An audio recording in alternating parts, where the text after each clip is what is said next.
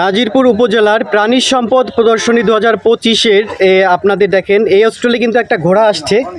আসলে আমাদের গ্রাম বাংলার ঐতিহ্য ঘোড়া কিন্তু এখন আস্তে আস্তে হারিয়ে যাচ্ছে।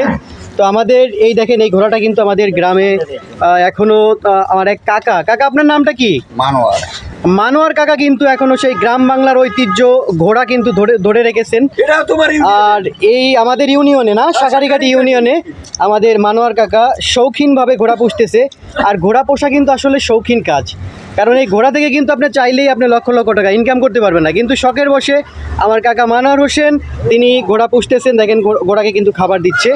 তা আজকে কিন্তু আমাদের নাজিরপুর উপজেলা প্রাণী সম্পদ প্রদর্শনী মেলায় কিন্তু সেই ঘোড়াটি আমরা দেখতে পারতেছি।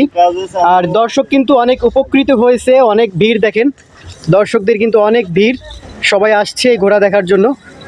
তো কাকা এই ঘোড়াটা কতদিন হয়েছে আপনি কিনছেন? মাস 1 মাস হয়েছে না? ওর দৈনিক খাবার কি কি দেন আপনি? খাবার ভুসি দিই, ফিড দিই, ঘাস। দর্শক ভুসি, তারপরে ফিড, ঘাস এগুলো কিন্তু খাওয়াতে হয়।